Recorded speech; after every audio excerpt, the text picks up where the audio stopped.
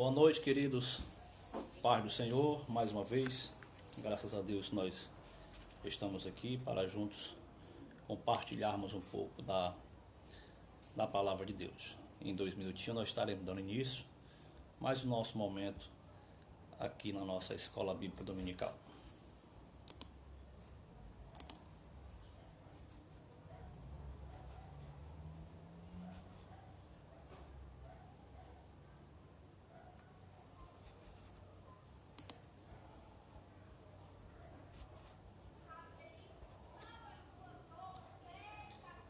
Glória a Deus.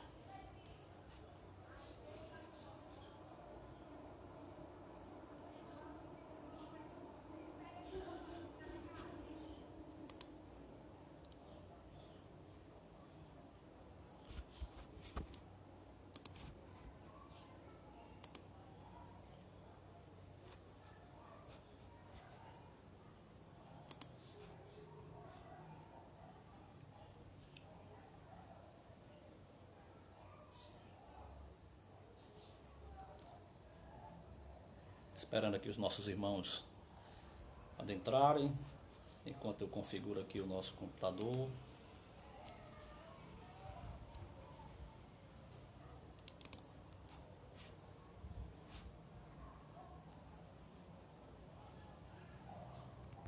Esperar que o nosso irmão Paulo está chegando também conosco.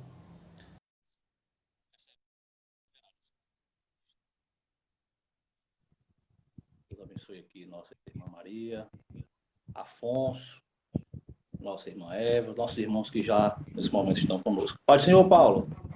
Pai do Senhor, pastor. Boa noite. Como estás? Bem, graças a Deus. Até aqui nos ajudou o Senhor. Glória a Deus, que bênção, né? Mais uma vez aqui na nossa quarta-feira, servindo ao Senhor com alegria. Mais uma semana nós estamos vencendo e o Senhor tem sido fiel para conosco. Nós queremos, nesse momento, já fazer uma oração pedindo a Deus que nos ajude a transmitir essa mensagem que traz transformação com esse Deus que nós servimos. Graças e eterno Senhor, nesta noite gratos somos a Ti por mais uma oportunidade que o Senhor nos concede de novamente adentrarmos na Tua presença online, Senhor, trazendo uma palavra para o Teu povo, para os amigos, para a Tua igreja, que seja um momento de reflexão, para que venhamos ter, meu Deus, ó Pai, um crescimento diário na Tua presença e no Teu reino. Norte de neste momento, e te agradecemos em nome de Jesus. Amém. Jesus, amém. Glória a Deus. Queridos, hoje nós estudaremos a lição de número 9. Nós estamos um pouquinho atrasados nas lições, mas nós, conversando aqui com o Paulo, nós resolvemos, no domingo próximo, 9 da manhã, nós iremos já passar a lição de número 10.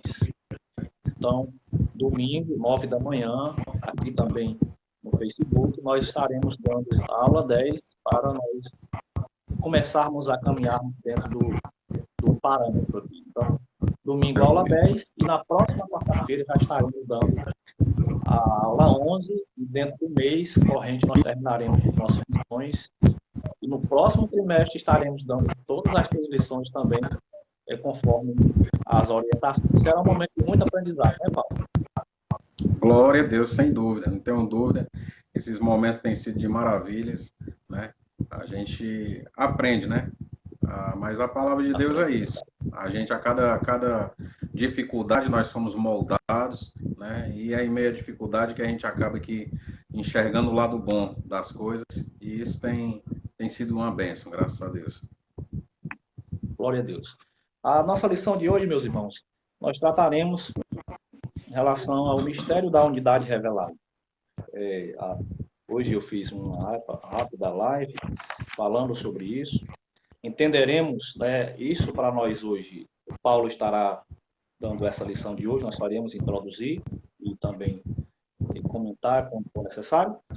mas muitas coisas que estão claras para nós no dia de hoje, nos dias contemporâneos, no Antigo Testamento do passado não era tão claro. Até também para os discípulos, os nossos pais, né? Então, aquilo que foi revelado para a igreja, para nós, aquilo que veio através do Evangelho, principalmente do chamado daquilo que Deus proporcionou através da sua instrumentalidade na vida de Paulo. Era algo que estava, podemos dizer assim, um pouco encoberto em relação às verdades que existiam dentro desse contexto, quando ele fala o mistério da unidade revelada. Mas eu creio que Deus dará hoje condições necessárias, juntamente com o nosso irmão Paulo, guiado pelo Espírito Santo, para trazer aqui a instrução dos esclarecimentos em relação a esta palavra. O nosso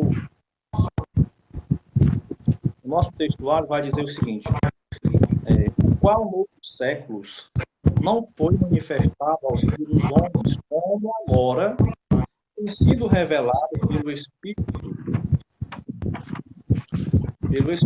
aos seus santos apóstolos e profetas. Efésios capítulo 3, verso 5. A verdade prática, ela vai dizer o seguinte: Deus revelou o mistério que esteve oculto desde todos os séculos aos profetas, aos apóstolos do Novo Testamento. Então, é algo que hoje está mais amplo, está mais claro aos nossos olhos, no passado não estava. Você vai ver durante a aula que, em parte, estava revelado, mas com alguma restrição. Então, quando você vê em relação àquilo que Deus traz através do próprio Abraão, lá em Gênesis, no capítulo, salvo engano, capítulo 12, você vai ver que Deus já tinha ali uma promessa, né? Já tinha uma bênção, Deus já tinha, através da vida de Abraão, escolhido Abraão para que ele pudesse trazer uma bênção, e essa bênção, posteriormente, você vai ver que ela alcançaria todas as nações. Então, ali nas entrelinhas, Deus já estava dizendo que tinha um projeto, como também nós conseguimos enxergar isso em Apocalipse, no capítulo 3. Então, a introdução, ela vai dizer o seguinte: ele vai dizer, para os demais apóstolos, bem como os profetas do Novo Testamento, receberam por meio de Cristo a revelação do mistério oculto. Efésios capítulo 3, verso 1 ao 4. Nesta lição estudaremos o conceito bíblico para mistério. Efésios 3, versículo 4, verso 6. Como esse mistério esteve oculto nas eras passadas, como o mistério foi revelado na nova aliança. Efésios 3, verso 10. E como ele foi pré-estabelecido por Deus na eternidade. Efésios capítulo 3 e o verso 1. Então, gostaríamos que você continuasse buscando conhecimento, ouvindo, fala, se possível, tirando as suas dúvidas, comentando aquilo que nós não pudermos responder ao vivo, a gente responde posteriormente e com a graça de Deus. E sempre trazendo para os irmãos que a escola bíblica é um curso teológico, mudado muito a nossa vida, a sua vida, a crescer na graça e no conhecimento. Então, que Deus possa, através do seu Espírito Santo, trazer a revelação ao seu coração através da palavra de Deus. Então, nós entenderemos hoje em relação a isso aqui. É muito bom também deixar claro, que vai ficar bem mais esclarecido durante a lição, o cuidado que devemos ter quando falamos de revelação. Né? Tem tanta revelação, tantas pessoas se ensinando, profetas, apóstolos e outros, trazendo uma palavra. Não, vamos ao monte, né? Vamos ao monte que lá Deus vai revelar algo. Né? Porque Deus vai revelar quem não já estiver revelado. É claro e evidente que nós queremos que Deus ainda intervém em algumas circunstâncias específicas nas nossas vidas, trazendo uma orientação, mas nada que venha de novo para o caminho sagrado. Então, precisamos ter essa questão desse entendimento. E muitas vezes achando que subindo ao monte, fazendo mais vigília, jejuando mais, e um propósito de um sacrifício particular, parece muitas vezes que algumas pessoas se acham mais merecidas. Então, isso é um pouco equivocado e precisa ser entendido quando nós falamos em relação ao que a Bíblia traz para o nosso crescimento. Paulo, fica à vontade. Deus abençoe. Boa ressalva que o irmão fez a respeito dessa questão. Na verdade, a gente entende que são os misticismos, né, que surgiram no meio da igreja, coisa que na maioria das vezes até desvirtua o foco da palavra de Deus. A gente compreende que Deus não age dessa forma. Quando a gente estuda a palavra do Senhor, a gente compreende que Deus, o contato com Ele, o nosso relacionamento com Ele, não existe uma cartela ou um tipo, né, mágico que você possa fazer para poder se relacionar com Deus. Nós entendemos que esse misticismo, eles mais desvirtuam e tiram o foco da palavra de Deus do que propriamente ressaltam, né, e exaltam a palavra do Senhor. Passamos a introdução. Glória a Deus. Diz assim a nossa introdução. Paulo e os demais apóstolos, bem como os profetas do Novo Testamento, receberam por meio de Cristo a revelação do mistério oculto, conforme descrito no capítulo 3, verso 1 a 4. Nesta lição estudaremos o conceito bíblico para mistério. Como esse mistério esteve oculto nas eras passadas, como o mistério foi revelado na nova aliança e como ele foi pré-estabelecido, né, por Deus na eternidade. No capítulo 1 de Efésios, Paulo mostrou o plano eterno de Deus, escolhendo a igreja em Cristo para a salvação, e orou para que Deus mostrasse para que a igreja, né, entendesse dessa grandeza e desse chamado, a riqueza dessa herança e a suprema grandeza do poder que estava à disposição justamente da igreja. Então, no capítulo 2, Paulo mostrou o estado de perdição e condenação em que se encontravam não só os judeus, mas também os gentios, estavam escravos da carne, do mundo e do diabo. Revelou ainda a triste situação dos gentios, que estavam separados de Deus e separados de Israel, e ainda mais mostrou como ambos, judeus e gentios, foram reconciliados para formar um só povo. Agora, no capítulo 3, Paulo vai justamente falar sobre o maior mistério de Deus na história. É por causa desse mistério que ele vai preso, né? Martin Lloyd Jones diz que realmente o que pôs Paulo na prisão foi o que ele pregava por toda parte, que o evangelho de Jesus era tanto para judeus como para gentios. Foi isso que, mais do que qualquer outra coisa, enfureceu os judeus. Foi esse estilo de mensagem que culminou justamente na prisão ali em Jerusalém e depois sendo ele enviado para Roma. Não esqueçamos de que quando Paulo vai escrever justamente aos Efésios, Paulo ele vai estar preso na sua primeira prisão em Roma. E alguns estudiosos costumam dizer, e amantes da palavra de Deus, do evangelho que nós somos, e entendemos perfeitamente, dizem eles que as maiores pérolas, né, escritas por Paulo foram justamente quando ele sendo provado, estando em prisão, estando ali em dificuldade, né, atribulado verdadeiramente. A gente vai compreender que Deus trabalhou na vida verdadeiramente de Paulo, e quando ali no caminho de Damasco, o próprio Jesus Cristo ali o recruta para essa tão maravilhosa missão, verdadeiramente Paulo fez jus àquilo que Deus tinha dito ao próprio Ananias, quando dizendo para ele que importava que Paulo sofresse pelo seu nome. E foi o que Paulo fez até o final de sua vida, né? Paulo lutou verdadeiramente, né?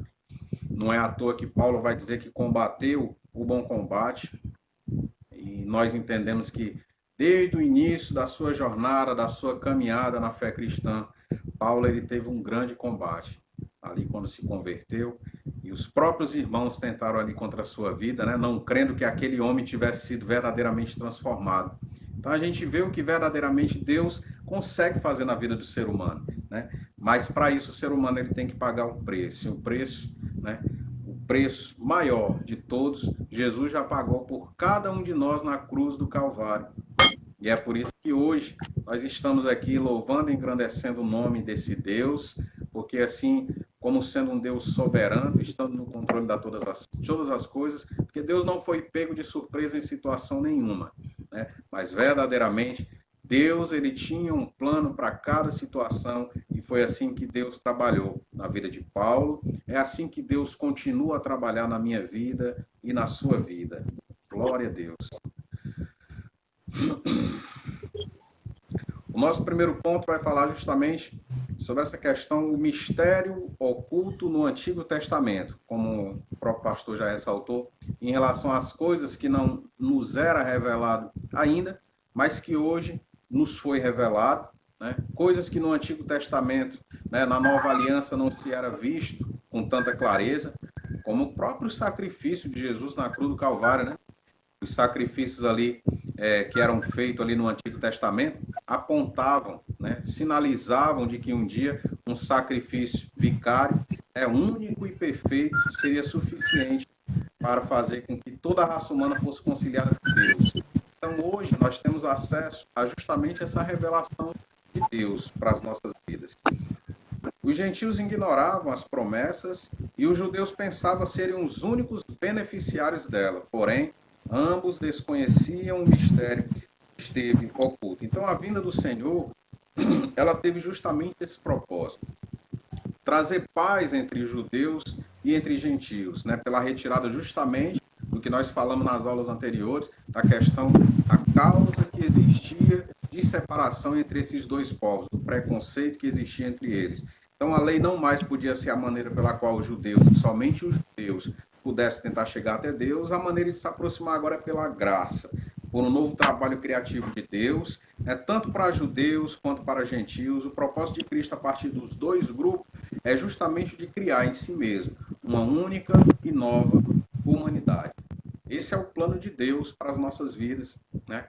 Essa a harmoniosa condição de estarmos juntos e nos tratarmos justamente como irmãos, né, entendendo os sacrifícios, as dificuldades que um ou outro passa, é justamente essa harmonia que Deus derramou no coração do meu e do seu e de cada um de nós, para que quando nós viéssemos a nos converter, viéssemos verdadeiramente a reconhecer esse sacrifício, né, e além de ter essa bondade maravilhosa de Deus derramada no nosso coração, nós pudéssemos transmitir também isso adiante.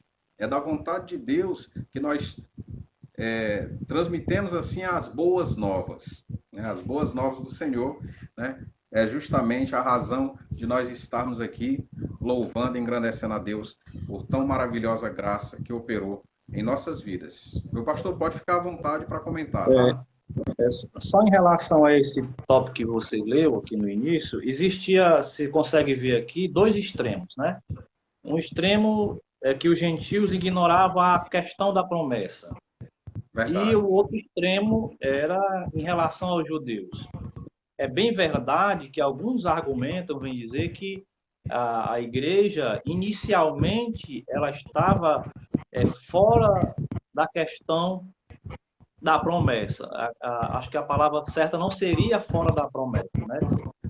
Porque a Bíblia vai dizer que Deus já tinha um projeto inicial. Então, ela não estava fora da promessa, né? Essa palavra não dá muito certo aqui, porque se eu disser que a igreja inicialmente estava fora do projeto, eu estou dizendo, que o texto também vai falar mais na frente, que Deus não foi pego de surpresa. Nem questão de relação de revelar o mistério que estava oculto, e nem no princípio em relação ao pecado de Adão. Então, Deus não foi pego de surpresa. Existia um projeto de Deus. Era evidente que tinha o tempo certo, tinha o percurso a ser percorrido para que esse mistério que, entre aspas, estava oculto, você vai ver nas palavras de Paulo, não estava sendo naquele momento, porque naquele momento que Paulo estava trazendo essa mensagem, o mistério estava sendo revelado. Então, já não existia mais o mistério estava sendo revelado através do próprio Cristo. Então, a gente vai comentando aqui durante a lição. Amém, glória a Deus. O nosso primeiro subponto vai falar justamente sobre o conceito bíblico de mistério. Do grego mysterion, a palavra mistério significa segredo ou doutrina secreta.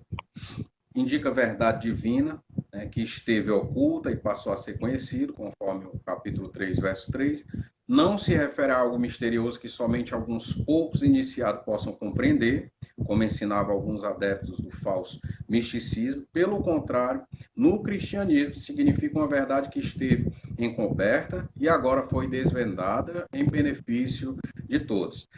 A primeira coisa que Paulo faz nesse capítulo é justamente tentar definir o que é essa palavra mistério, né? Ele emprega essa palavra 3 vezes nesse mesmo parágrafo, no capítulo 3. Ele vai falar no verso 3, no verso 4 e no verso 9. A palavra grega mistério, mistério, tem um sentido diferente daquele entendido na língua portuguesa. As palavras em português e em grego não têm o mesmo sentido. Em português, ela quer dizer algo obscuro, oculto, secreto, enigmático, inexplicável, até mesmo incompreensível. No grego, quer dizer um segredo que já foi revelado. Concordo com John Stott, quando diz que o cristianismo não existe mistérios esotéricos reservados para uma elite espiritual. Ao contrário, os mistérios cristãos são verdades que, embora estejam além da compreensão humana, foram reveladas por Deus e, portanto, agora pertencem abertamente à igreja. Mais abertamente, mistério é uma verdade que esteve oculta ao conhecimento ou ao entendimento dos homens, mas que agora foi nos revelado pela revelação de Deus, do próprio Deus que nos revela. A preocupação de Paulo era justamente essa, na questão do entendimento do que estava se querendo falar sobre mistério. Então, como o próprio pastor já ressaltou muito bem, não é o sentido de mistério, né, coisas ocultas ou obscuras, né, como a gente costuma entender, mas era algo que já tinha sido revelado, mas não com tanta clareza como se passou a ver na nova aliança. Depois do sacrifício de Jesus, as coisas ficaram muito mais claras. Então, verdadeiramente, esse evangelho ele nos traz esclarecimento acerca dessas coisas, ele não nos deixa assim na escuridão, como que esperando uma outra revelação para que nós venhamos a compreender essas coisas. Tudo já nos foi revelado, né? Tudo já nos foi revelado. Então, a gente tem que ter cuidado, juntamente com essas questões, com alguns movimentos que surgem no meio da igreja, principalmente em relação a revelações, as chamadas, entre aspas, ali, revelações que são dadas. Às vezes a gente dá muito cabimento a essas coisas e a gente tem que ter cuidado, né? Deus fala comigo e com você diretamente hoje. Tá? O véu foi rasgado de alto a baixo. Não existe mais essa parede de separação que antes nos separava de Deus. Jesus Cristo, quando morreu na cruz do Calvário, ele reconciliou eu e você ali perante Deus e nos justificou pelo seu sangue precioso. Verdade, Paulo. Às vezes as pessoas, eu posso dizer assim, elas são pegas de surpresa em relação a esse tipo de revelação e de comportamento, é justamente pela a deficiência e de conhecimento da revelação, do mistério que já foi revelado. Então, por essas pessoas terem deficiência na compreensão do conhecimento dos mistérios que já foram revelados, elas são muitas vezes levadas por alguma palavra, por algum tipo de doutrina ou revelação estranha. Às vezes, saliento aqui, que me parece mais pessoas que têm muitas vezes uma deficiência, um pouco de preguiça, de realmente se aprofundar. Então, nós, muitas vezes, somos carregados, levados por vento de doutrina, porque falta realmente o conhecimento. Mas não é o conhecimento, o acesso ao conhecimento. Às vezes, é a má vontade mesmo, a dedicação, o esmero para que venha buscar isso com mais profundidade. É claro e evidente que, para alguns, a Bíblia parece muito, muito, muito oculta. A questão é que precisa buscar com meios verdadeiros, de forma contínua, para que essas coisas venham a ser reveladas aos nossos corações e, principalmente, através da orientação do Espírito Santo. Glória a Deus, aleluia, de suma importância, né? Quem seríamos nós sem essa revelação de Deus nas nossas vidas? Nós não costumamos, como cristão genuíno, dizer que somos o que somos pela nossa própria força, né? é em Deus que nós confiamos, é esse Espírito maravilhoso que opera no mundo e rege as nossas vidas. Aleluia. Nosso segundo subponto, o desconhecimento do mistério. Para compreender em que sentido o mistério esteve oculto desde outras gerações, é preciso pôr em foco o advérbio como, que aparece no texto com valor circunstancial. Noutros séculos não foi manifestado como agora, conforme descrito capítulo 3, verso 5. A expressão como indica que no Antigo Testamento esse mistério não foi dado a conhecer tão claramente como agora o foi desvendado pelo Espírito. Isso não quer dizer que antes da nova aliança ninguém tomara conhecimento acerca desse mistério, ou seja, a bênção de que os gentios também participariam. Então, judeus e gentios seriam justamente incorporados em Cristo, né? Justamente na igreja e em igualdade, né? Sem que houvesse distinção nenhuma, né? Não mais a questão do racismo, né? Então, essa união completa entre os judeus, gentios e Cristo é uma coisa radicalmente nova, e Deus revelou isso a Paulo, né? Vencendo o grande preconceito judaico. Em Efésios 3:5, Paulo diz que agora a luz brilha totalmente. A expressão como mostra que o sol da revelação está agora brilhando em seu pleno brilho. Essa é a diferença. Hoje nós temos a plenitude da revelação de Deus, né? O que era um pouco turvo no passado, né? E mesmo com essa turvidez, a gente vai ver que Abraão, pela fé, creu. Abraão, pela fé, creu e está lá em Hebreus como sendo representante de um dos homens de fé que creu nessa promessa. Abraão creu nessa promessa e pela fé, sem ter visto, né? E é interessante nós notarmos que até hoje, com todas as revelações de Deus disponíveis no meio em que nós vivemos, às vezes nós nos desvirtuamos com tão pouco desvia o nosso olhar, né, diante de tão maravilhosa graça. Isso é triste, mas é uma realidade. O entretenimento está aí no nosso meio, né? Ele não está justamente na intenção de fazer com que nós foquemos mais no Evangelho, mas, na verdade, a intenção desse entretenimento é de tirar o foco, tirar esse foco maravilhoso que Deus colocou nas nossas vidas. Que Deus nos dê graça a cada dia, para que não venhamos a nos engodar com essas coisas. Verdade. Terceiro subponto, o mistério e os profetas da antiga aliança. Os escritores do Antigo Testamento não apenas conheciam a respeito das bênçãos prometidas aos gentios, eles fizeram menção delas, conforme descrito em Gênesis 12, versos 3, também em Gênesis 22, 18, em Isaías 11, 10.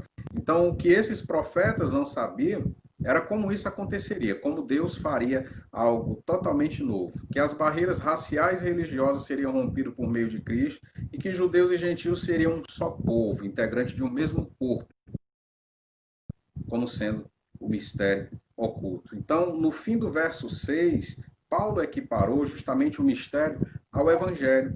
É por meio do Evangelho que judeus e gentios são unidos a Cristo. O mistério foi a verdade revelada a Paulo e o Evangelho é a verdade proclamada por Paulo. O apóstolo Paulo ele fala justamente sobre o grande privilégio de ser dispenseiro desse mistério.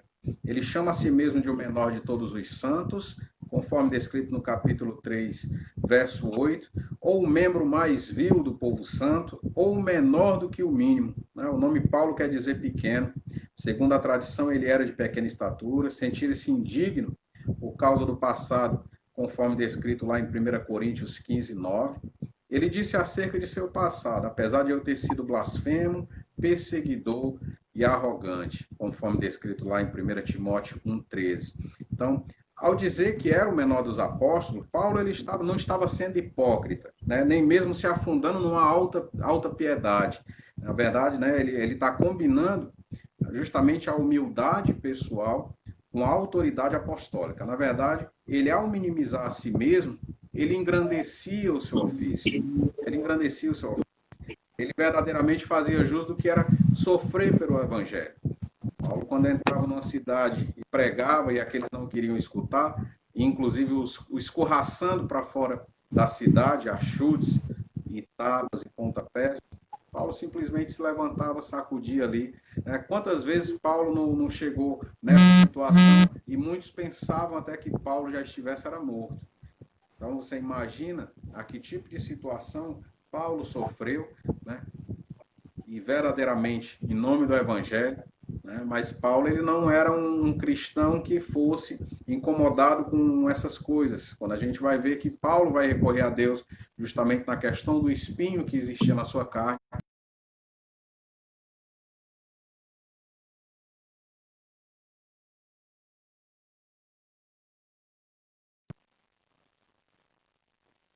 Deus for conosco, se verdadeiramente nós estivermos ligados com Cristo, às vezes nem enxergamos essas coisas.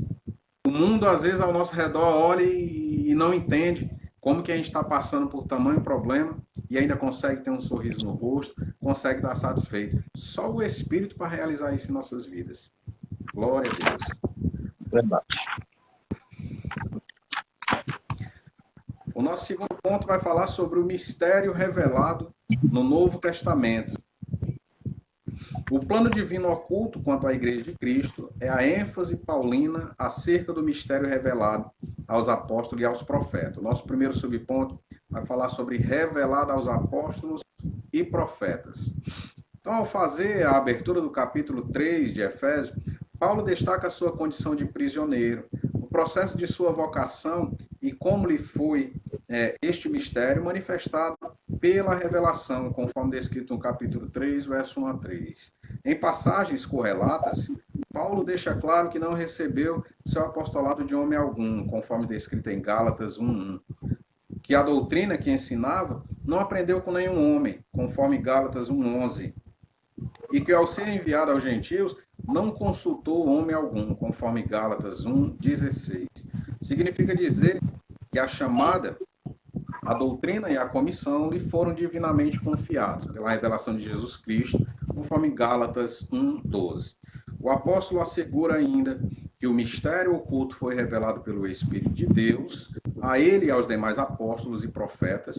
Ele indica que o mistério divino não poderia ser desvendado.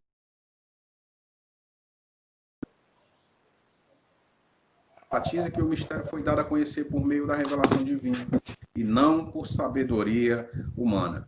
Quem não lembra da célebre passagem, quando Jesus vai perguntar justamente a Pedro da questão do que diziam ser ele, onde Cristo ali verdadeiramente anuncia a Pedro dizendo que quem o revelaste aquele mistério. Então a revelação de Deus é uma coisa fenomenal, né? Não tenho o que dizer acerca dessas revelações. Quando eu falei anteriormente, para tomarmos cuidado com revelações, eu não estou dizendo de forma alguma de que essas revelações não podem existir ainda no nosso meio. A gente entende, né, não somos sensacionistas, nós cremos nos dons e que esses dons vão acompanhar a igreja até a eternidade. A gente entende que existe muito bem a questão do dom de discernimento, é justamente para a gente entender acerca de certas coisas que surgem no nosso meio, né? Profecias, revelações, e o dom de discernimento, ele vem justamente da parte de Deus, para justamente harmonizar essas coisas e nos fazer compreender verdadeiramente se isso vem de Deus ou não. Existe pelo menos 2 pontos aqui a destacar. Primeiro, Paulo, ele considera-se prisioneiro de Cristo, não de Nero. O apóstolo dos gentios escreveu, lembrando mais uma vez, essa carta de sua primeira prisão em Roma. Paulo não olhava para a vida a partir de uma perspectiva humana, como muitos costumam fazer, puramente humana, né? Ele sempre via a vida pela ótica da soberania de Deus. E segundo, Paulo considera-se prisioneiro por amor dos gentios. Os crentes de Éfeso podiam se perguntar por que Paulo estava preso em Roma. Porque Deus...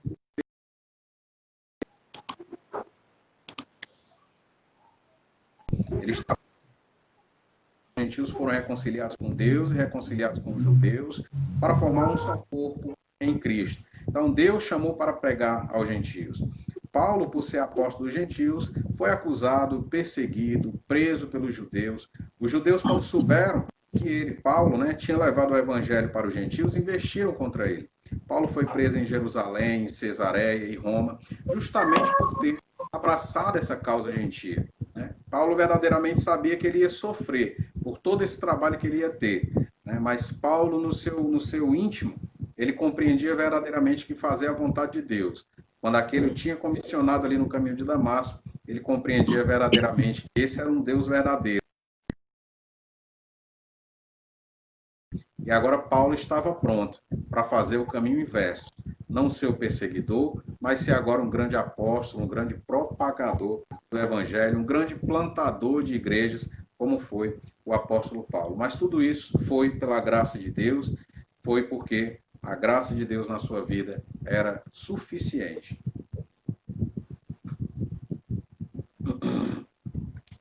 O nosso segundo subponto é o mistério oculto revelado. Em termos gerais, o mistério revelado é a igreja.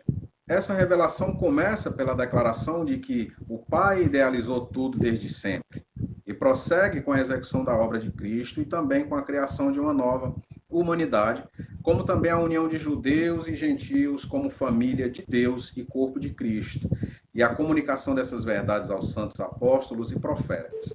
Por fim, o anúncio dessas dádivas do mistério revelado recai sobre a responsabilidade da igreja para que a multiforme sabedoria de Deus se torne conhecido, conforme descrito no capítulo 3, verso 10.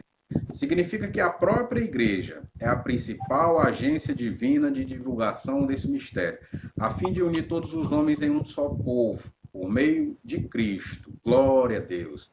Né? E que privilégio maravilhoso é esse da igreja, com esse trabalho maravilhoso de reconciliar as pessoas. Tá? Mas no nosso meio tem surgido a questão das igrejas inclusivas, né? Como se as outras fossem igrejas exclusivas, né? Que na verdade não são. Quando a gente compreende de que esses que se apresentam como inclusivos são aqueles que aceitam as pessoas como elas estão de qualquer forma e continuando nas suas práticas, isso é muito importante ressaltar, né? Quando alguém vem em nossa igreja e verdadeiramente toma a iniciativa de ir à frente, de falar ali para toda a igreja que está aceitando o sacrifício de Cristo para a sua vida, a gente requer, assim como Deus, uma mudança de vida dessas pessoas. Elas podem até vir como estão, mas não sairão depois da sua conversão da forma em que chegaram. Então, nós também somos igrejas, inclusive, porque nós não rejeitamos quem chega na nossa igreja. Nós aceitamos a tudo. A grande questão dessas igrejas inclusivas que estão aparecendo é que essas estão desvirtuando o evangelho, fazendo com que certas práticas pecaminosas venham a ser aceitas e justamente com o propósito, dizendo eles, que elas são totalmente aceitáveis por Deus, quando a gente compreende que não. Então é importante nós ressaltarmos essas coisas. Então no capítulo 3, no verso 10, que diz, para que agora pela igreja a multiforme sabedoria de Deus seja conhecida dos principados e potestades nos céus, nós compreendemos que o evangelho ele é endereçado a nós, aos homens, né? Mas traz também lições para os anjos. Paulo diz que Deus está formando uma comunidade multirracial e multicultural. Esse novo povo formado por judeus e gentios, reconciliado com Deus e uns com os outros, eles revelam justamente isso, a multiforme sabedoria de Deus. A igreja, como uma comunidade multirracial e multicultural, e seus membros, vem de uma vasta gama de situações singulares.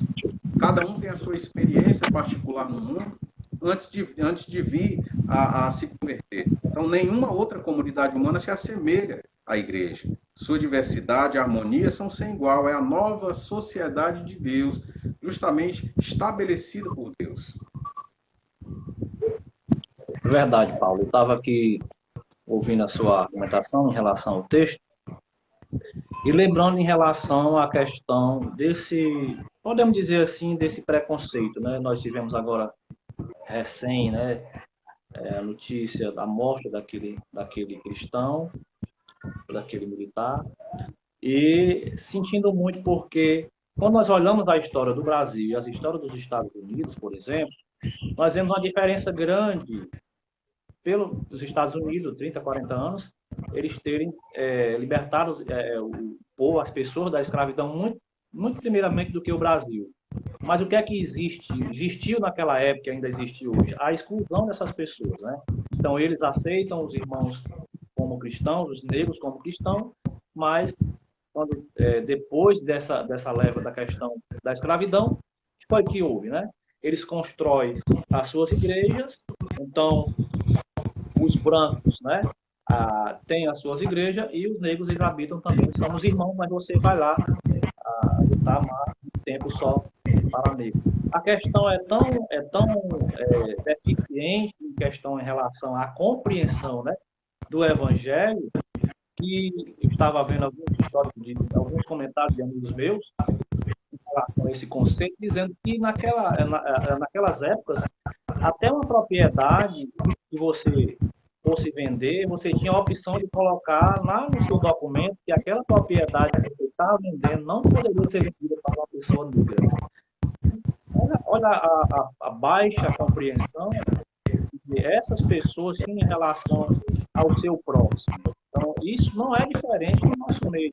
Quando nós falamos em relação também ao evangelho, que é amplo para a vida das pessoas, né? Então, às vezes, até a cor da pele no nosso meio traz uma exclusão para essas pessoas. Então, não há, muitas vezes, a verdadeira compreensão do que é o verdadeiro evangelho. Então, falta a verdadeira revelação do Espírito Santo, porque se o Espírito Santo revelar esta palavra aos nossos corações, ele irá nos mostrar a melhor forma de procedermos diante desse mundo que estamos vivendo. Então, é muito bom salientar em relação a isso.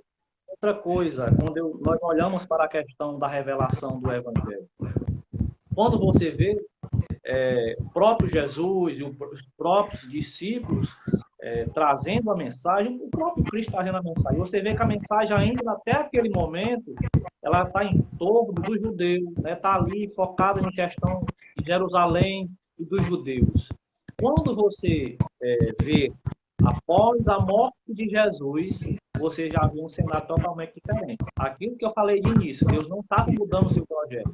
Já existia um plano que estava oculto, que não tinha sido revelado ainda por completo. Mas que naquele momento, depois da sua ressurreição, ele já tem uma palavra diferente. Ele já manda levar o evangelho até aos confins da terra. E, posteriormente, Deus prepara um homem chamado Paulo para que pudesse cabeçar, podemos dizer assim, cabeçar essa missão muito maravilhosa, que era expandir o mistério que agora foi revelado para as outras nações, para os gentios, né? Glória a Deus. Paulo pegou uma carga bruta ali, serviço muito pesado, né?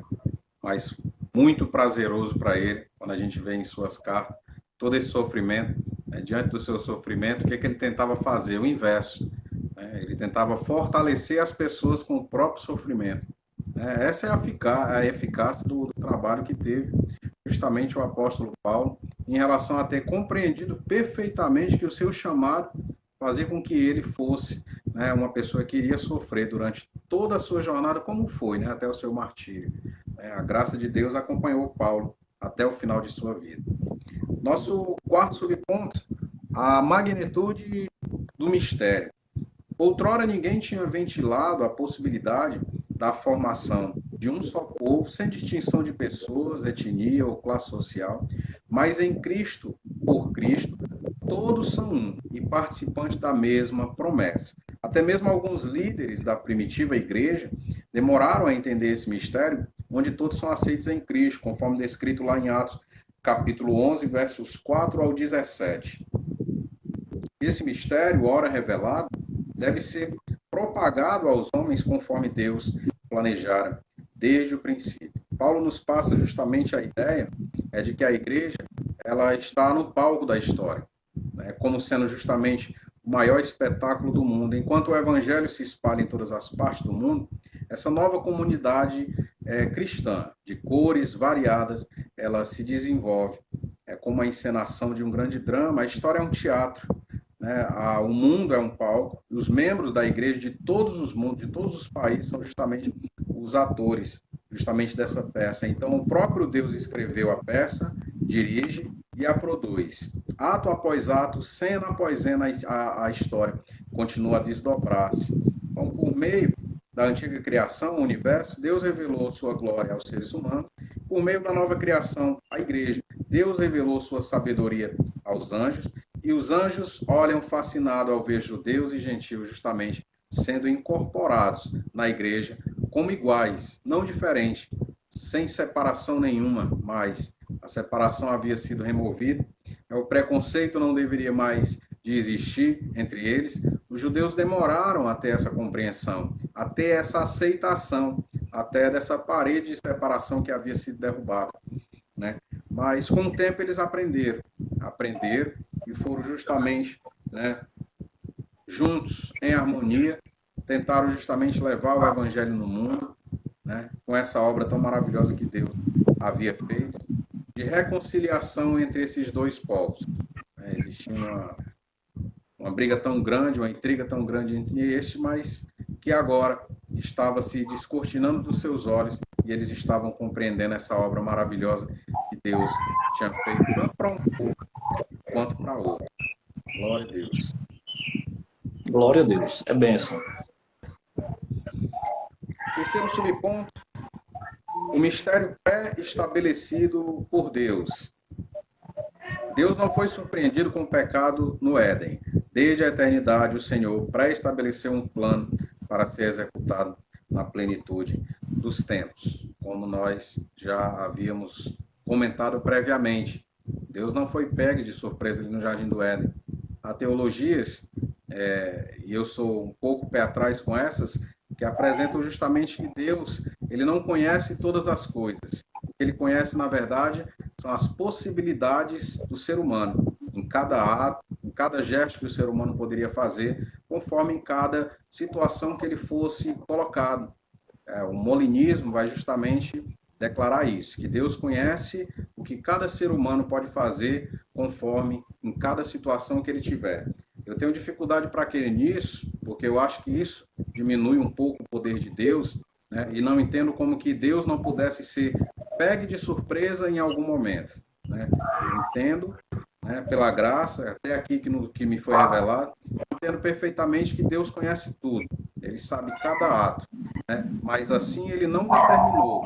Não é que, por ele ser o conhecedor de todas as coisas, que ele tenha determinado que isso ou aquilo acontecesse. Há coisas que são permissivas da parte de Deus. Então, nessa situação de dizer e de entender de que Deus conhece apenas possibilidades daquilo que nós vamos fazer, eu acho que a gente entra num terreno muito complicado para se caminhar. É verdade. Riquezas... Amém, pode ficar à vontade. Só estava lendo há pouco dias em relação à questão desse entendimento, né? Que alguns dizem, né, erroneamente, que Deus só conhece o que está acontecendo agora, porque no passado Deus decretou o seu plano. Então, diminui trazendo a ineficácia daquilo que está escrito. Você vai ler, quando você lê o Salmo 139, você vai ver ali os atributos incomunicáveis de Deus e compreende perfeitamente que Deus não é pego de surpresa em nenhum momento. Mesmo Deus tendo dado essa parcela de liberdade ao homem, que é o livre-arbítrio, de fazer as escolhas. É claro que dentro dessas escolhas a gente não tem condição de escolher a consequência dos nossos atos. Se você escolheu o mal, você não pode querer colher bem. Então, a consequência, a semeadura, né? Se você semeou, a obrigação é colher aquilo que você está plantando. Então, é claro e evidente que muitas das vezes as pessoas, na sua limitação pequena, tentam compreender Deus de uma forma filosófica. Deus é espírito. As coisas de Deus, elas são ocultas a essas pessoas. Muitas vezes não há uma compreensão. E Deus vai, muitas vezes, confundir essas pessoas, porque tentam compreender Deus de uma forma humana e natural. Nós não conseguiremos compreender uma revelação tão ampla como é a revelação da palavra de Deus aos nossos corações, se nós não buscarmos na palavra de Deus. Na minha pequenez de conhecimento, eu até me arrisco a dizer que eu tenho uma certa dificuldade em aceitar até o teísmo aberto, quando este justamente declara a questão de dizer que Deus escolheu não conhecer o futuro. Né? Um pouco mais à frente, para poder sair desse campo minado em que ele se coloca, eles vão dizer que, na verdade, o futuro ele não existe, que é impossível filosoficamente o futuro existir. Aí eu pergunto, Deus estaria preso a essas filosofias ou essa compreensão humana? Assim como o pastor, eu também acredito que não. Deus não se prenda a essas coisas. Deus, de forma alguma, poderia estar preso à sua criação. O nosso primeiro subponto ele vai tratar sobre as riquezas insondáveis de Cristo. O mistério agora revelado e anunciado é considerado pelo apóstolo como riquezas insondáveis, conforme descrito no capítulo 3, verso 8. A expressão se refere às maravilhas e à providência divina de que estão além do entendimento humano, capítulo 1, verso 7. Para o apóstolo Paulo, compartilhar com os povos essas boas novas era algo imensurável, conforme descrito no capítulo 3, versos 18 e 19.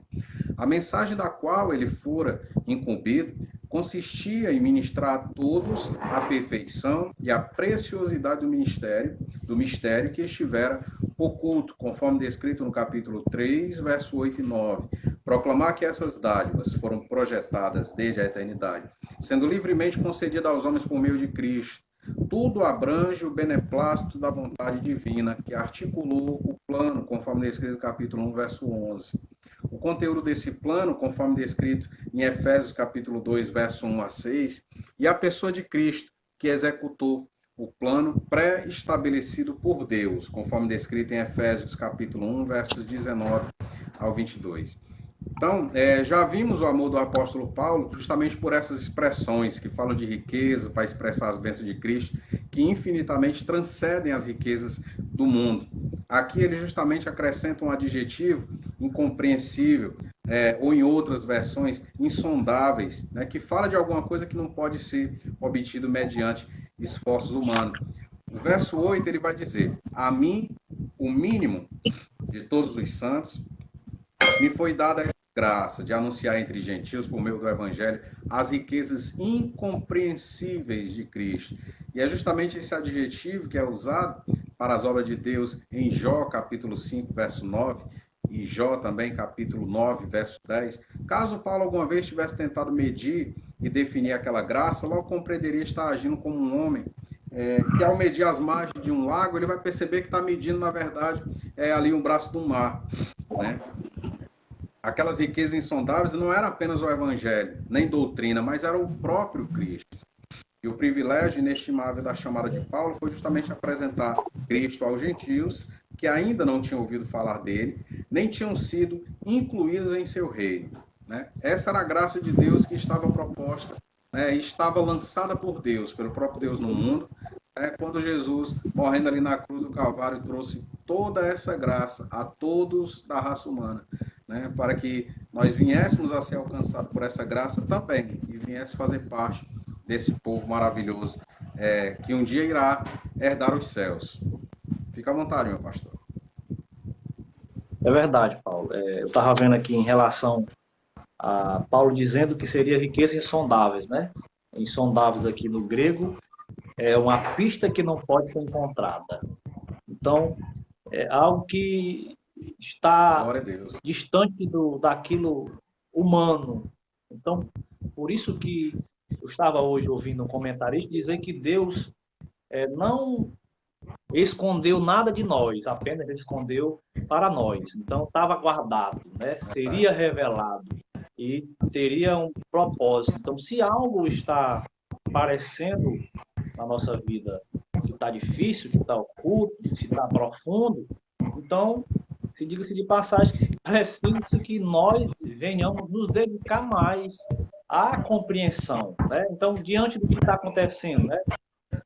Vamos dizer que a cura ainda do Covid-19 seja um mistério, né? Quantos estudos estão saindo com muitas expectativas, mas está oculta dentro da vontade perfeita de Deus. Deus sabe até onde isso vai, mas na nossa pequenez, na nossa pequena compreensão, devemos buscar a nossa boa compreensão. Por exemplo, Em relação à volta das atividades, tem muita gente preocupada, pastor, eu queria que logo se abrisse o templo, que eu quero ir para a igreja. Meu irmão, você é a igreja. Você é o templo. Mesmo tendo tudo fechado, muitos irmãos estão trabalhando, fazendo a obra, estão orando, estão perseverando. Então, Verdade. chega um momento que nós somos colocados como que no canto da parede, para entendermos qual realmente é a nossa identidade. E esse enfrentamento diante das circunstâncias é o momento em que nós buscamos a identificação. Eu queria aqui rapidamente contar aqui um rápido testemunho.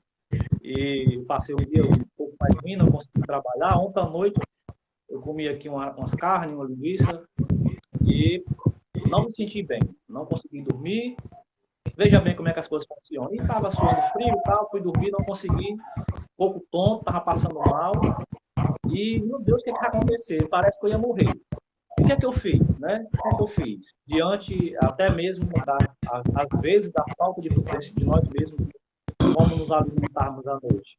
Parei um pouco aqui, li um pouco a Bíblia, fiz uma oração, que já era mais de 1 da manhã, e após a oração, me veio a ânsia de vômito. Então, fui no banheiro, vomitei tudo que tinha comido, fiquei bom. Então, nesse momento, muitas vezes, até nesse momento, eu não estava conseguindo vomitar de jeito nenhum, até na questão da aprovação da nossa falta de prudência, Deus pode nos provar e nos submeter à humilhação de entendermos que Ele pode fazer todas as coisas. Então, após eu terminar de orar, assim que eu terminei de orar, eu fui ali vomitar e, graças a Deus, dormi bem, mais ou menos à noite. Só não consegui trabalhar hoje porque fiquei em repouso, mas, graças a Deus, tudo bem. Então, nós não podemos, muitas vezes, nos desesperar. Eu dizia esses dias para alguns amigos meus, por que muitas pessoas estão com medo de sair de casa? Por que muitas pessoas não querem mais ir à igreja? Por que muitas pessoas estão apavoradas? Meus irmãos, todos nós temos um pouquinho de apego às coisas que estão aqui da terra, mas muitas vezes estamos tão apegados,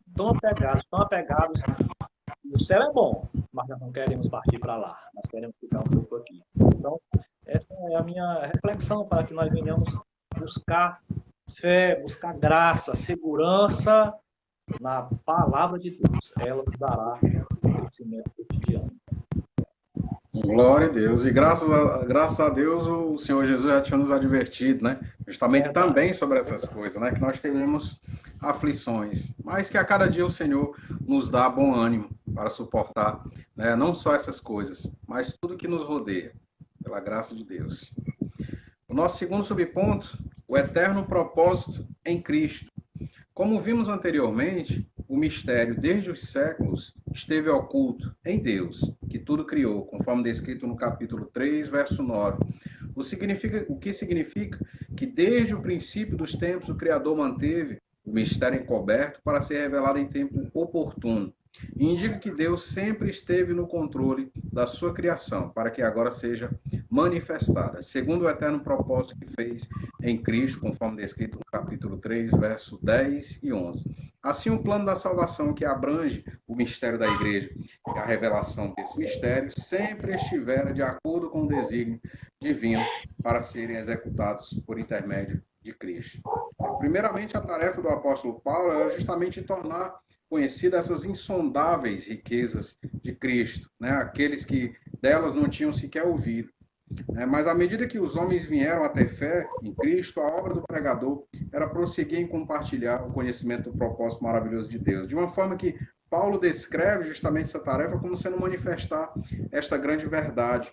E novamente encontramos o termo dispensação ou economia, conforme descrito no capítulo 1 e verso 10, e também no capítulo 3, verso 2. E aqui o seu sentido deve ser justamente de plano ou propósito de Deus. Desta forma, Paulo está mais uma vez expressando o fato de que essa obra é mostrar e ensinar o grande propósito de Deus em Cristo. É um mistério, como já se disse no versículo 4 e 5. né, não totalmente comunicado aos homens anteriormente, mas revelados a nós através da palavra que hoje nós temos acesso. Faz-se aqui referência a Deus como aquele que criou todas as coisas, de modo a sugerir que este era o seu propósito. Desde o princípio da criação, embora em sua sabedoria, tenha escolhido revelar ao homem tal mistério de forma gradual, né? Ou seja, aos poucos. E foi assim que Deus foi se revelando em todo o percurso da história. Deus se revelou ao homem, né, e se revela ainda hoje. Nós temos tantas revelações de Deus que podemos achar que tudo já está revelado no mundo e que não existe mais nada da parte de Deus que possa ser revelado. Mas em relação a doutrinas, tudo já nos foi revelado. Às vezes surgem falsas doutrinas em nosso meio, falsos entendimentos, falsas interpretações até da palavra de Deus. A gente tem que ter cuidado com isso, né? Essas coisas às vezes desvirtuam mais do que propriamente exaltam o Evangelho. Então, quando essas coisas vêm, por isso que nós temos que estar sempre respaldado na palavra, conhecendo a vontade de Deus, conhecendo até a sua forma de trabalhar na vida do ser humano. Quando a gente se converte e tem a nossa experiência pessoal com Deus, essa não nos serve para a formulação de doutrina, mas nos serve para que nós venhamos a entender a forma que Deus trabalha na vida do ser humano. Quando eu e você estávamos lá no lamaçal do pecado, jogado, quando ninguém, né, tivesse alguém que olhasse para nós e dizia ali no seu íntimo que nós pudéssemos valer alguma coisa, o Senhor levantou a sua mão e nos socorreu para que nós pudéssemos estar firmes, em passos firmes, hoje em dia. E foi pela sua graça. Foi através do sacrifício de Cristo que nos proporcionou essa maravilhosa, né, descoberta e revelação de Deus para nossas vidas, para que nós pudéssemos hoje ter uma vida transformada. O Evangelho de Deus, ele é transformador. Verdade, Paulo.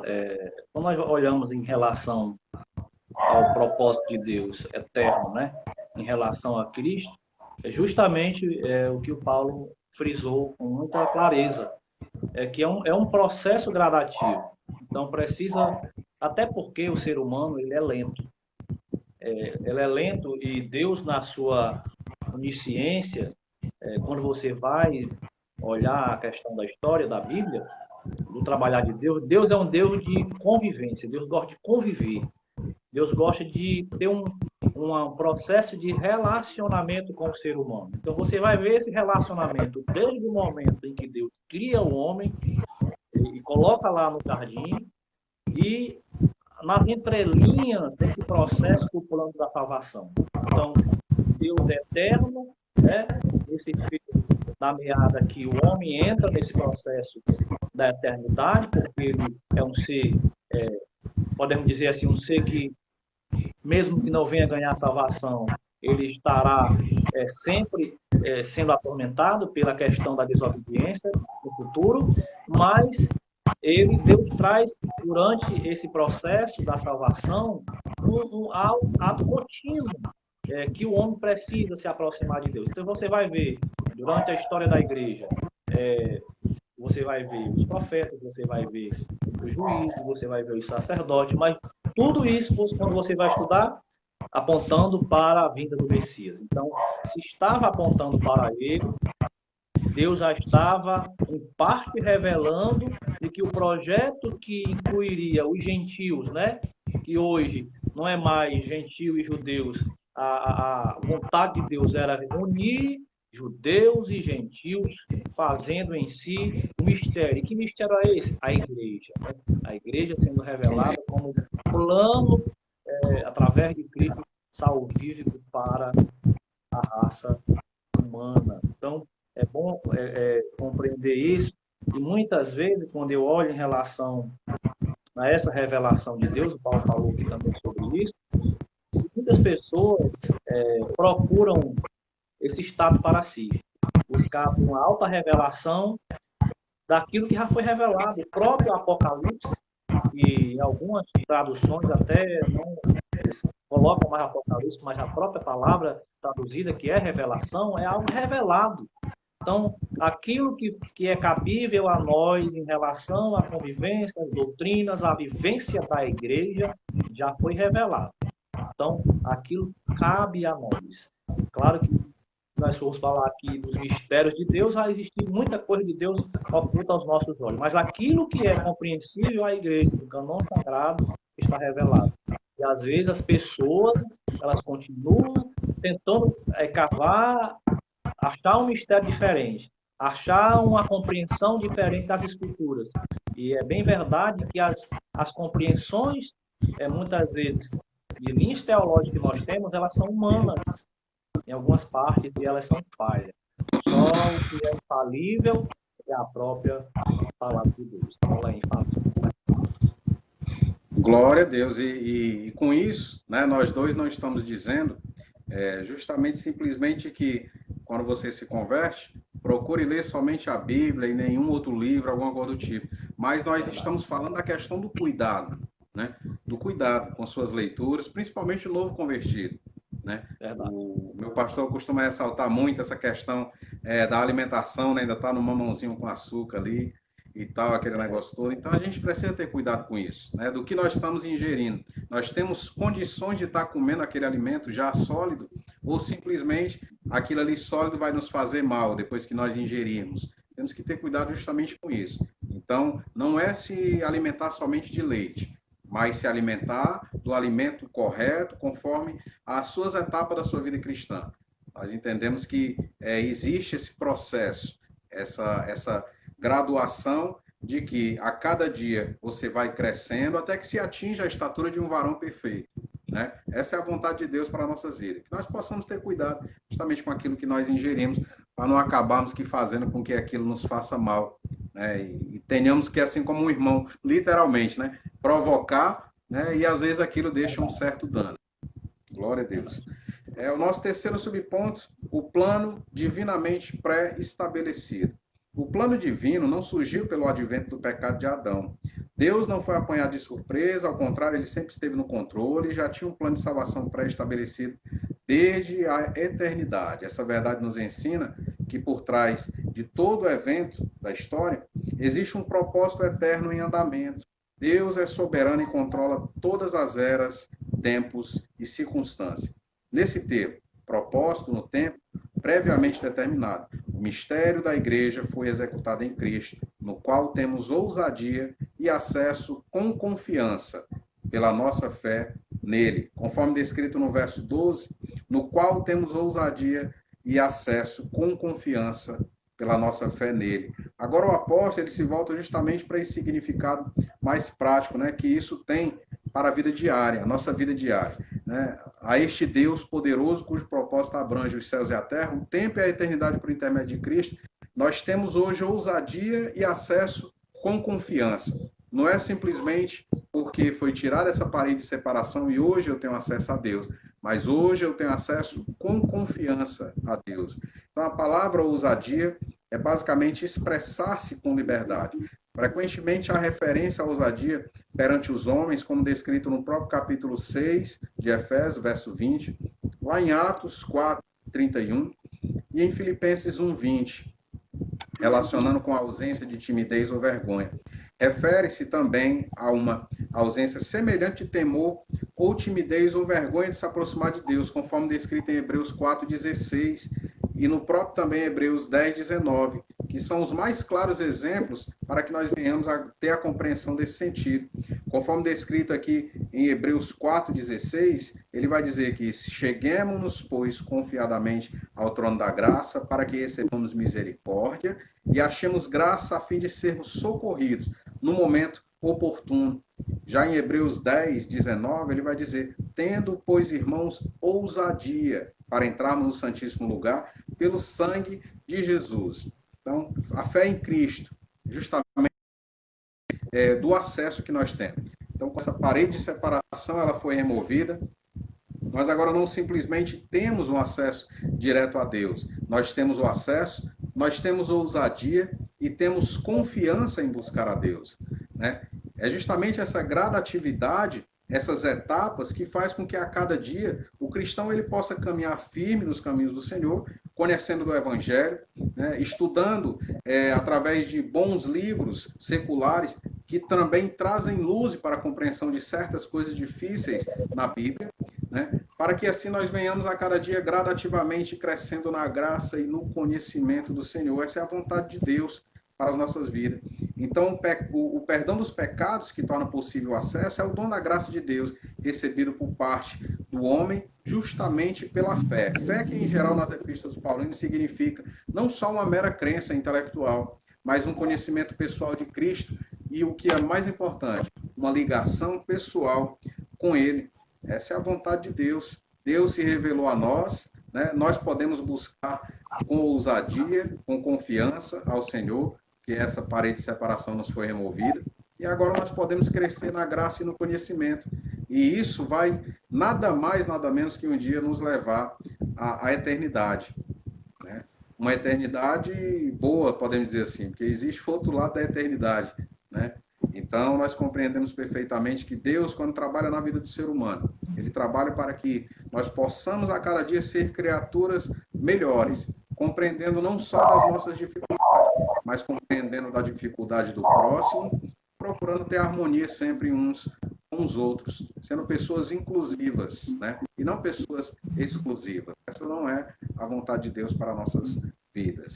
Pode comentar, professor. É verdade. Quando o Paulo fala sobre esse exclusivismo, eu volto aqui às palavras que nós estávamos falando em relação à questão do preconceito, né? Preconceito, que mesmo vencendo, nós sendo um país livre, como existe preconceito, né? Então, isso deixa muitas vezes, quando realmente eu falo com muita propriedade, porque eu já convivi com isso. Graças a Deus, eu tenho recebido graça de Deus suficiente para discernir essas coisas. Mas tem muitas pessoas que não conseguem discernir. Né? Então, quando nós vemos a questão desse exclusivismo de muitas pessoas que, às vezes, distorcem a palavra, buscando mérito para si mesmo, aí nós compreendemos que essas pessoas, elas querem a glória para si. E Deus não dá a glória dele a ninguém. Eu estava vendo seu comentário do versículo, só para complementar, Romanos capítulo 12, verso 2, bem conhecido. Ele fala o seguinte: e não vos conformeis com esse século, mas transformai-vos pela renovação da vossa mente, para que experimenteis qual seja a boa, agradável e perfeita vontade de Deus. Então, não tem como nós experimentarmos isso se não houver uma renovação da mente. A mente é velha, a mente ainda é do velho homem, e como eu vi há poucos dias um comentarista, ele falando, estava estudando, e ele falou o seguinte: não tem como uma semente nascer se antes ela não venha morrer. Então, não existe um nascimento em Cristo se antes você ou eu não tivermos morrido. Então, se realmente o velho homem não morreu, e alguém me dizia ontem sobre isso, meu irmão, tem gente que está tanto tempo na igreja e ainda carrega dentro de si o velho homem, realmente. Por que isso acontece? Porque o velho nunca morreu. Então, não tem. Se nunca morreu, Jesus nunca nasceu na sua vida nem na minha vida. Nós não falamos isso como quem está julgando. Nós estamos falando isso mediante a embasamento da própria palavra de Deus. Ela fala sobre isso. Então, se não houve um novo nascimento, para que haja um novo nascimento, o velho homem tem que ser deixado para trás, a vida velha deixada para trás, o ego deixado para trás, o orgulho deixado para trás, a prepotência deixada para trás, a autossuficiência deixada para trás. Agora, na nossa vida, suficiente tudo é Cristo. Ele é suficiente na nossa vida. Quem comanda é Ele, quem dá a direção é Ele, o piloto é Ele, quem manda o alimento é Ele, quem dá o fôlego é Ele, quem dá o espaço é Ele. Se assim nós entendemos que precisamos ser dirigidos pela poderosa palavra de Deus, que é o que nos alimenta, apesar das incertezas. O que é que nós temos diante do cenário que estamos vivendo? Incertezas.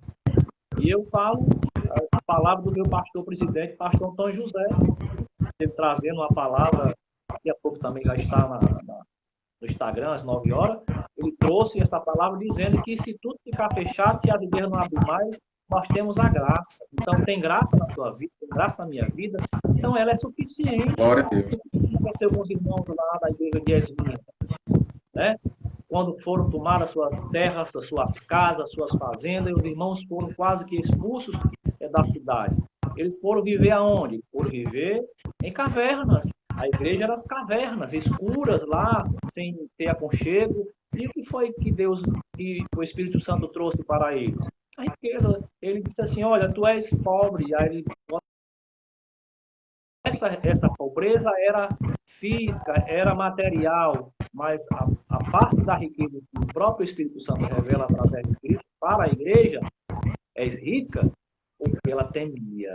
Ela estava fugindo temporariamente da perseguição para proteger os seus e disseminar a palavra, mas eles tinham tudo. E qual era o tudo? O tudo é o que Paulo traz lá em Filipenses, no capítulo 4, verso 13, quando Paulo está preso na prisão de Roma, e Paulo vem dizer, porque muitas vezes você vê um carro, um transporte, e aquela frase, posso usar as coisas naquilo que me fortalece. Creio eu que a pessoa que coloca lá tem a compreensão do contexto daquele versículo. Você sabe onde é que Paulo estava? Paulo estava preso. A prisão de Roma era ruim, porque ela não dava direito ao prisioneiro a ter vestimenta, a ter remédio para suas feridas, até mesmo a alimentação precisava ser dirigida pela família. E por que Paulo escreveu: posso usar todas as coisas naquele que me fortalece? Porque a igreja tem sido enviada pelo Espírito Santo para cuidar, levar suprimento para Paulo, tanto físico, em relação à roupagem, como também à educação. Então, a gente tem que ter a compreensão em relação ao contexto da palavra de Deus. Glória a Deus. Paulo cumpriu verdadeiramente com muita maestria, né, para aquilo que foi chamado. Conseguiu transmitir também muito bem essas verdades para a igreja primitiva. Um dos grandes problemas que o imperador Nero teve era justamente quando perseguia a igreja e a afligia, ele notava que a igreja crescia. E o que é isso senão a graça de Deus no meio da igreja, né, operante. E essa graça ainda opera hoje, estará conosco. Graças a Deus, né? Até o final dos dias. Diz assim a nossa conclusão: o mistério da igreja esteve oculto nas gerações passadas, no tempo estipulado. Deus revelou o seu tempo, propósito aos apóstolos e aos profetas. Judeus e gentios estavam inseridos nesse mistério, idealizado por Deus. Tal mistério agora revelado deve ser anunciado pela própria igreja, conforme o desígnio divinamente pré-estabelecidos desde a eternidade. Então, devido à liberdade de aproximação para junto do próprio Deus e devido à grandeza desse seu propósito, dessa oportunidade da glória, né, concedida justamente por ele, o apóstolo ele vai rogar: portanto vos peço que não desfaleceis nas minhas tribulações. Paulo sabia que os irmãos estavam atribulados com aquela situação, estavam até tentados a justamente esmorecer com tudo aquilo, pelo fato dele, o apóstolo, né, conhecido como campeão ali dos gentios, estar naquela situação e estar preso. Não deviam desanimar e sim perceber que os sofrimentos do apóstolo eram lucro e glória para eles mesmos. Na verdade, Paulo estava na prisão sofrendo por eles, né, pois deram a sua vida para pregar o evangelho aos gentios e lutaram pela igualdade entre os gentios e judeus como povo de Deus. Mas no desejo que possuía de fazer isto e na graça de Cristo que lhe fora dada para essa missão, eles podiam justamente se gloriar. Então, Paulo, o apóstolo deles, continuava a viver e a mostrar o sofrimento de Cristo, conforme descrito em Colossenses 1, 24. E uma vez que isto estava totalmente dentro da sabedoria e propósito amoroso de Deus, podiam estar certos de que Cristo estava sendo engrandecido pela fraqueza e o confinamento do apóstolo. Eles vieram até essa compreensão. O próprio apóstolo Paulo fazia toda a questão de ressaltar para eles que aquilo ali que ele estava passando era para que a graça de Deus fosse manifesta em sua vida e que o evangelho, o que importava na vida de Paulo era que o evangelho fosse pregado a todo e qualquer custo. Paulo mostrou muito bem isso em todo o decurso de sua vida, em toda a sua jornada cristã. A gente vai ver que o apóstolo ele sofreu muito, né? Mas importava a ele, como havia dito o próprio Deus, sofrer pelo seu nome. E foi isso que verdadeiramente aconteceu. Com muita maestria, Paulo combateu o bom combate, guardou a carreira, né? E assim também não perdeu a sua fé. Em meio às dificuldades, Paulo foi atribulado durante toda a sua vida, mas recebeu a graça de Deus que lhe bastava para que viesse a suportar todas essas adversidades. Que Deus nos dê graça, né? Eu até fico até meio receoso em pedir uma graça tão maravilhosa dessa sobre nossas vidas. Mas saiba você e eu, que essa mesma graça que opera em nossas vidas é a mesma que operou na vida do grande apóstolo Paulo. Que Deus nos conceda essa graça todos os dias em nome de Jesus. Amém, meu pastor. Amém. Meus irmãos, somos gratos a Deus por essa graça maravilhosa. Eu estava aqui, no finalzinho, lembrando aqui da minha juventude, trabalhando na obra de Deus, quando alguém um dia disse para mim que eu não era nada. E realmente eu compreendo hoje que eu não era nada. Ainda não sou. Aleluia. Naquela época, talvez, eu não viesse compreender que eu não era nada. E nós precisamos ser o quase nada para que Jesus seja alguma coisa na nossa vida. Venhamos ser Glória a hoje. Deus. Às vezes, nós não precisamos de fama, nós precisamos... Eu estava ontem assistindo um comentário, né? Gosto muito de me atualizar, eu não fico parado. E alguém fez um comentário muito preciso, quando o comentarista naquele episódio disse que os filhos, eles não ligam muito para a questão daquilo que muitas vezes está se falando, mas ele copia os passos. Então, os passos, eles são copiados. Então, que nós possamos ser verdadeiros testemunhos de Cristo na nossa vida. Venha o que vier, a que tempo que venha a acontecer na nossa vida, a nossa fé tem que estar inabalável. Então, nós nos identificamos realmente que como que somos de verdade diante da circunstância. Ela vai nos lapidar, ela vai mostrar realmente quem somos. Então, que tudo isso passar, não está rápido, que não seja um motivo para você buscar a Deus, que você esteja buscando a Deus. Não venha esperar o momento da aprovação para ter tempo para Deus. Nós temos tempo para Deus. Ele precisa. Não que ele necessite da nossa ajuda para ser carregado, mas ele conta conosco. É um Deus humilde, é um Deus bondoso, é um Deus misericordioso.